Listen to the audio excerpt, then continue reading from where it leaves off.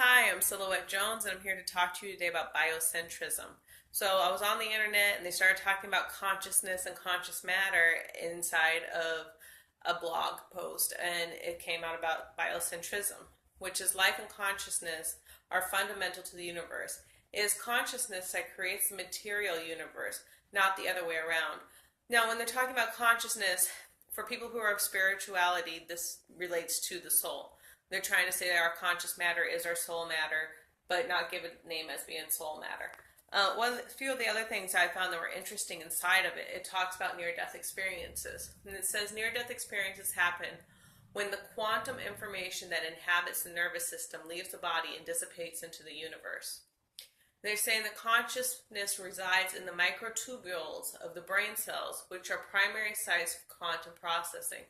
This is kind of interesting to me because when we talk about spirituality and we get into our chakra points, we already know that the consciousness does come in through the brain and then reacts throughout the rest of the body. It makes complete sense when you're talking about a quantum field of how much something is vibrating within inside of an organism to be able to give it life. When that vibration ceases to exist or dissipates from being able to survive within inside of that form, it's going to move forward into something else.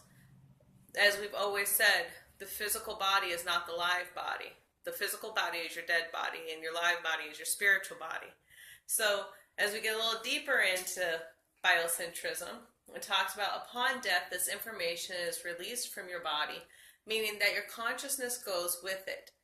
They have argued that our experience of consciousness is the result of quantum gravity effects inside these microtubules, aka they've given it a name, orchestrated objective reduction, or spelt out ORACH dash capital OR.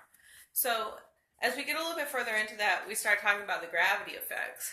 Well, when we get into chakra points, we already know that our entire spiritual self is rooted into our physical body. Our root chakra helps to keep us grounded. So I think it's kind of interesting the science is actually starting to talk a little bit more about the actual points that we have inside of consciousness that relate to where we're at.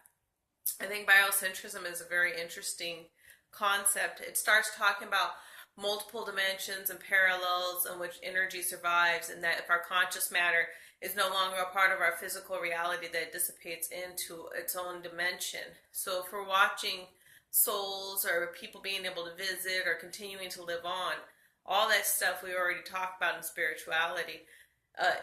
Matter in itself, when the soul dissipates or stops residing within inside the physical body, it becomes its own etherical matter.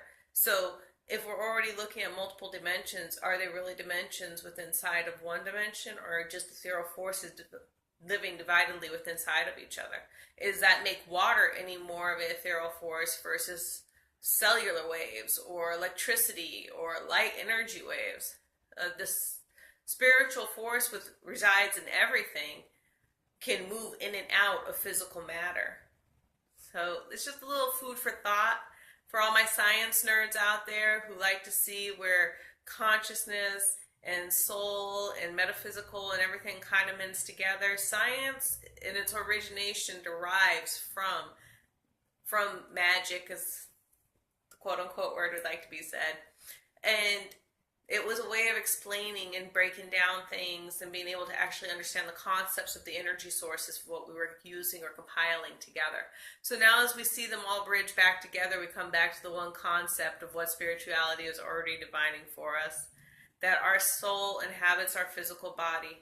It is neither created nor destroyed. It's only transmuted from one form into the next, one incarnation to the next.